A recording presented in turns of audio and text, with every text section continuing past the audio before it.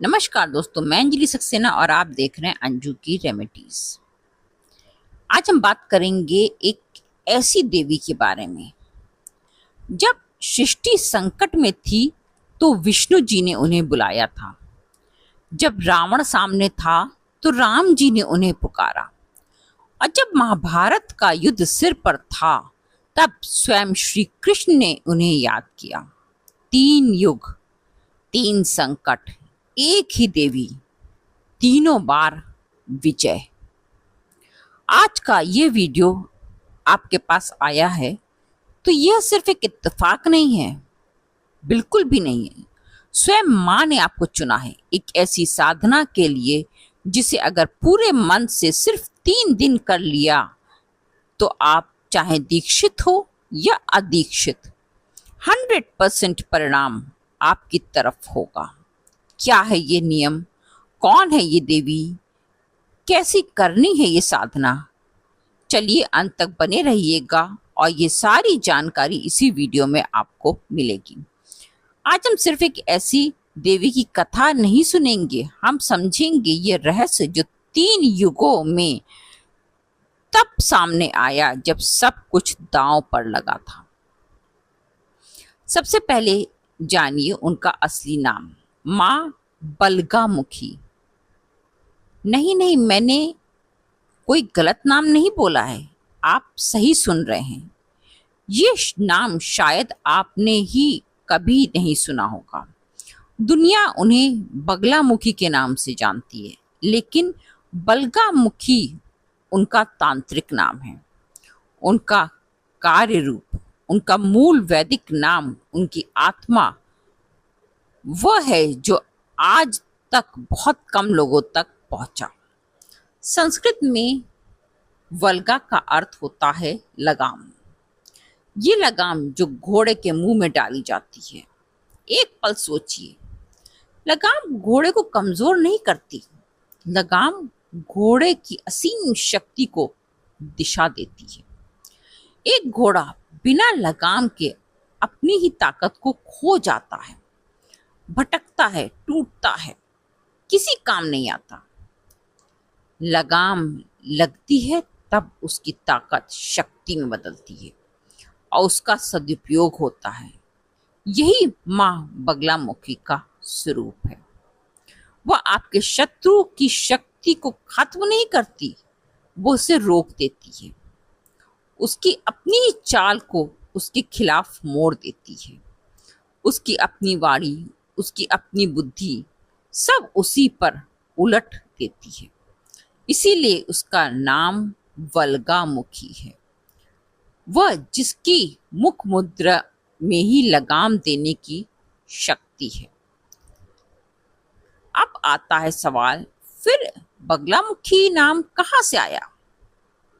जब आपका तांत्रिक स्वरूप प्रचलित हुआ, जब साधकों ने उन्हें स्तंभन की देवी के रूप में आवाहन करना शुरू किया, तब ये नाम धीरे धीरे रूढ़ हो गया, बगला।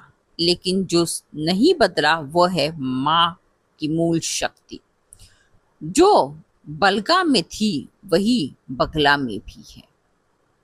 अब आती है वह कहानी जो 3 युगों में मिलती है, और अब आप तीनों को एक साथ देखेंगे तब आप समझेंगे कि माँ बगलामुखी कौन है। सतयुग वह काल है जब धर्म अपने सबसे शुद्ध रूप में था, जब देवता और मनुष्य एक ही लोक में विचरते थे। और इसी काल में ब्रह्मांड पर एक ऐसा तूफान आया जिसने सृष्टि की नींव हिला दी। वह कोई साधारण आंधी नहीं थी, वह प्रकृति की अपनी शक्ति थी जो अपने ही नियंत्रण से बाहर हो गई थी। सृष्टि को सृष्टि ही खा रही थी, कोई भी शक्ति उसे रोक नहीं पा रही थी। स्वयं भगवान विष्णु भी उस आंधी के सामने विवश थे। तब विष्णु जी गए सौराष्ट्र में, हरिद्रा सरोवर के किनारे। हल्दी के उस पीले सरोवर के किनारे उन्होंने कठोर तपस्या की। उनकी तपस्या से प्रसन्न होकर उस पीले सरोवर से माँ बगलामुखी प्रकट हुई। पीले स्वरूप में, पीले वस्त्र में, पीले कांत के साथ, जैसे सूर्य स्वयं जल से उठा हो। और माँ ने क्या किया? तूफान को तोड़ा नहीं, उसे वहीं और वहीं स्तंभित कर दिया, रोक दिया, जड़ कर दिया।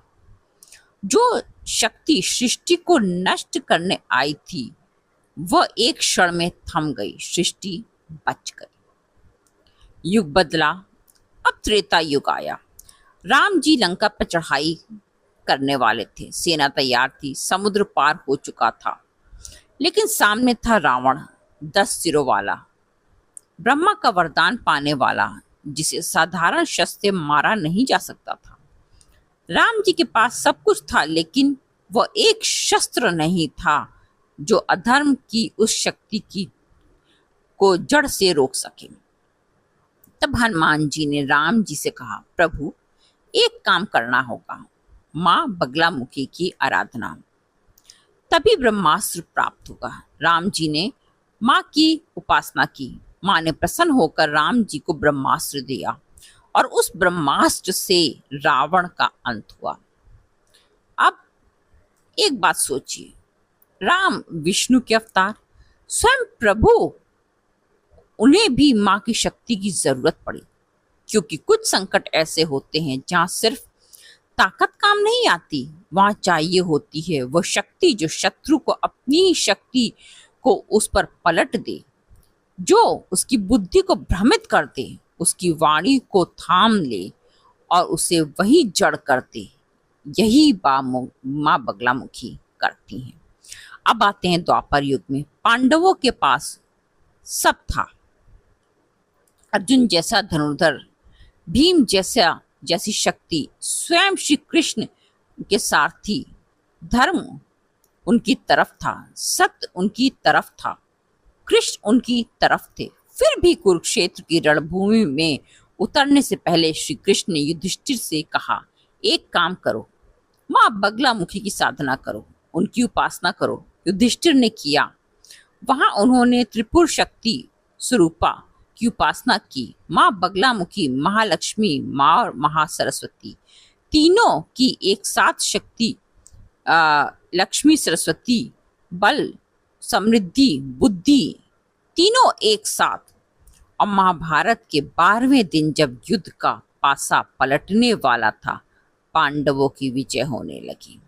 सोचिए, जिसके पास कृष्ण थे उन्होंने भी माँ की शक्ति की आवश्यकता पड़ी, क्योंकि कृष्ण जानते थे कि कुछ शत्रु को सिर्फ वही रोक सकती हैं। 3 युग, एक ही देवी, तीनों बार विजय।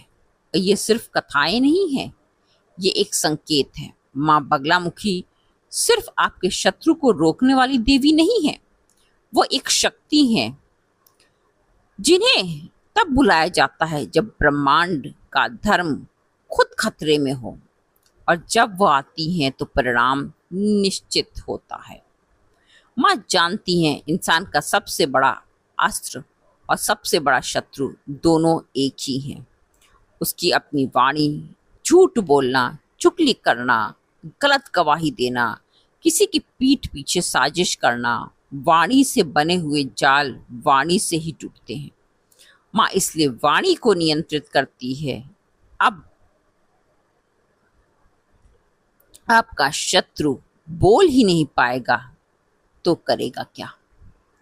इस साधना के कुछ विशेष नियम, क्योंकि माँ हल्दी से प्रकट हुई है। पीले रंग सिर्फ रंग नहीं है, ये माँ की पहचान का रंग है, यह उनसे जुड़ने का रंग है। आपको इस साधना में पीले वस्त्र पहनकर, पीला टीका लगाकर, पीले आसन पर बैठकर, पीली हल्दी की माला से माँ का ध्यान करना है। भोग में भी माँ को पीली मिठाई ही चढ़ाएं।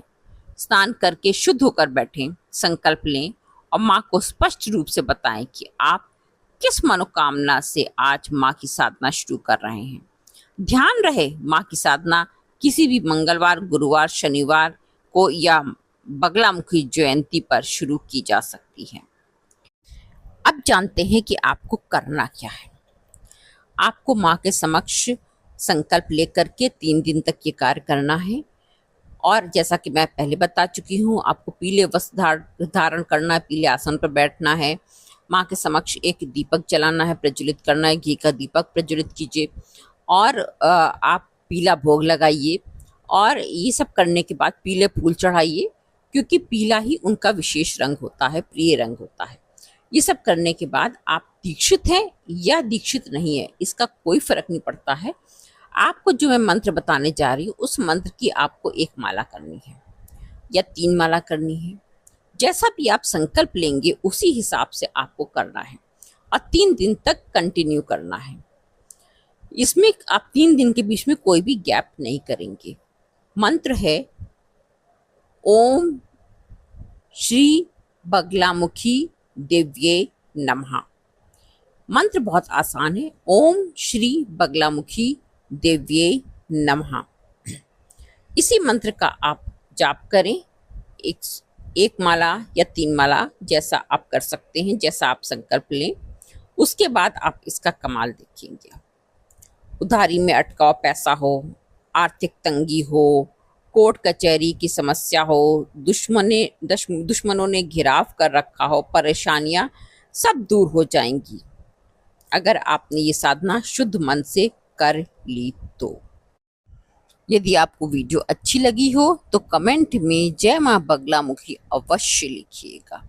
फिर मिलेंगे एक नए वीडियो में एक नए विषय के साथ। तब तक के लिए धन्यवाद। जय मां पीताम्बरा।